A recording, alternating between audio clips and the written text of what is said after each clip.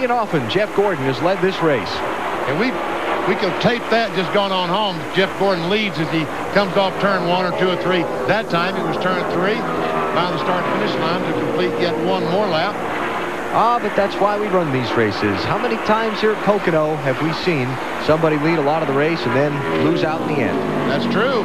Ricky Rudd only led 39 laps in his June win here. Even though he started on the pole, he only led 39 of the 200 laps. And it almost broke with 10 laps to go. I can remember a few years back, Jeff Gordon leading late and missing a shift on a restart, and Terry Labonte getting a win. With 1 or 2 laps to go. Yep. Mike Wallace, a 7 car, Nations Rent car, about to go another lap down. That will put him a couple of laps down, back in 34th.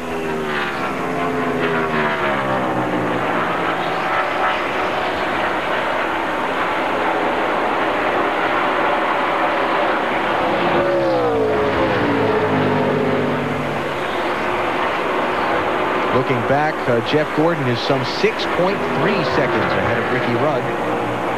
You've got Dale Earnhardt Jr. in 3rd, Bobby Labonte in 4th, and now back farther behind, actually in the middle of this group, Ward Burton has just taken over 5th position. He's moved up around Mark Martin. There's Ward, just gotten by Mark. Outstanding performance for this team today. Started in 34th position. Ward's kind of been stuck on 20th the last couple of weeks.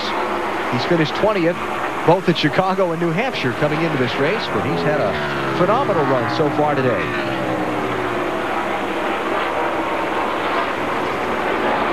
Let's go through the field, take a look back at everybody that's in this Pennsylvania 500 by Pep Boys. Let you know where they're standing. Jeff Gordon's about to put a lap on Stacy Compton, who's running in 38th position. That's going to put Stacy 4 laps down to the leader.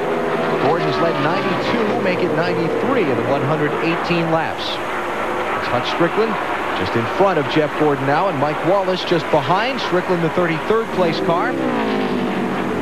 And Mike Wallace, the 34th. Strickland's about to go 2 laps down. Looking back for Ricky Rudd. And there comes Ricky Rudd, the 28 car, and that's what? 5.5 seconds. So he has gained a 1.5 seconds. Ricky Rudd has gained a 1.5 seconds. But the reason being that Jeff had some trouble passing Mike Wallace down the corner allowed Ricky Rudd to gain quite a bit on him. Dale Jr.'s 3rd. Pretty solid run for Jr. 12th position is where he took the green. He's moved up. Right behind him is the lap car of Robbie Gordon. Subbing for Mike Skinner again this week. He's back in 35th position. And in 4th place is Bobby Labonte. Marty? And Bobby is having a terrific run, Alan. He has not said very much on the radio at all. And Jimmy Makar says, you know what? That's a good thing. The car does not start runs very well, but the longer they go, the better they get. He was running 3rd just a few moments ago. That's why he was passed by Dale Jr. for 3rd. He's now in 4th because it takes a while for the car to come in, Dave Burns.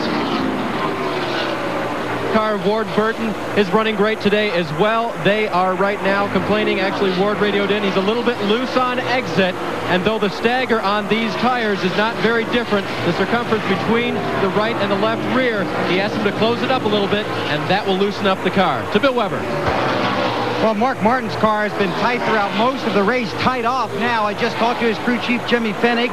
Among the numerous things they did on his last stop, a wedge adjustment and an air pressure adjustment on the left side of the car, trying to help Mark Martin get better. To Marty.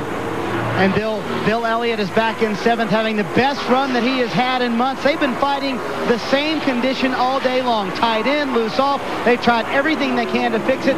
So far, it has not worked. The car starts off very good on runs, but that's what happens late in the run. Gets tied in, loose off. To Dave Burns.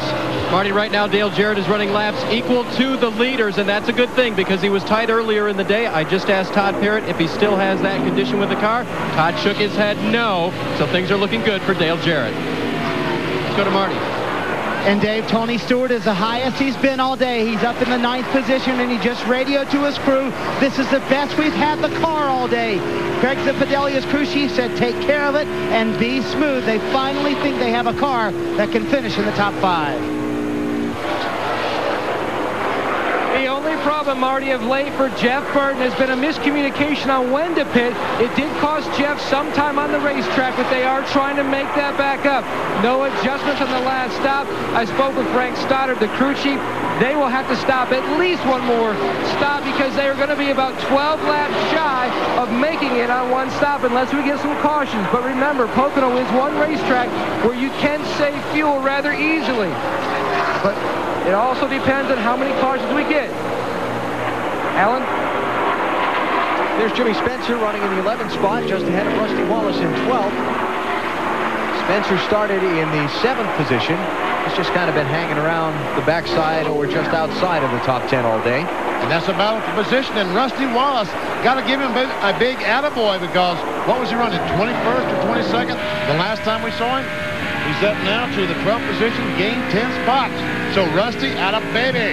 And Rusty really wasn't that happy with the car yesterday, and they didn't think they were going to run too good today, but they made some adjustments during these pit stops, turn this car around.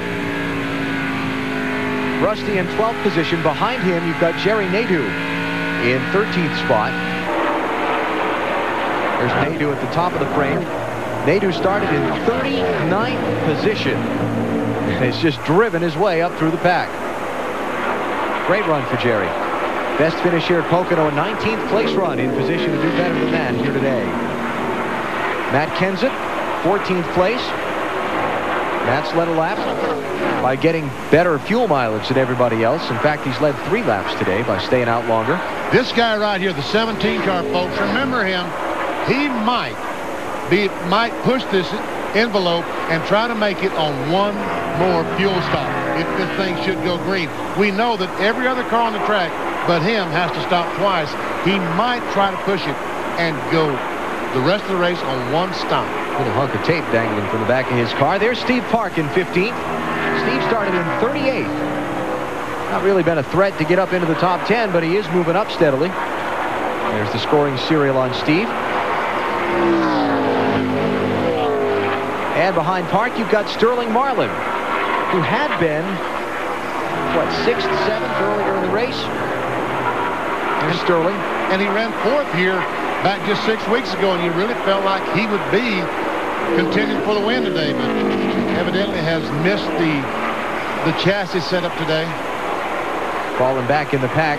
Next up, 17th place is Kurt Busch. As you look back, as Marlin's about to take that spot from Kenseth, there's Kurt Busch. Kurt ran as high as 2nd by stretching his fuel. A few laps back before the green flag stopped. You see he's just kind of been hanging in 17th for a little while now. Second start here at Pocono for Kurt. And Kenseth, I guess he's just moving over trying to save fuel as he lets Kurt Busch go by. Either that or something's wrong with the car. We'll get a pit reporter on that one and follow up here in a minute. Something's wrong. Looks to me like he might be going to pit. Flat right rear. Right rear's flat on Kenseth's car. See it? Bulge into the sidewall. Whoa. You have to slow down. It's definitely down. So much for the fuel play. Yes. 76 laps to go. Now he'll have to make it on one more stop, but it's not going to be any advantage. Tough break for Matt. Going to cost him a lap. Jeff Gordon's just gone by on the racetrack, even though they only took the 2 tires. It's too late. Now all Matt Kenseth can hope for is that he goes back on the racetrack, runs pretty well. When Jeff Gordon makes his pit stop, all right, there we go. Ward Burton goes by Bobby Labonte, moves into the 4th position. Around, nice move.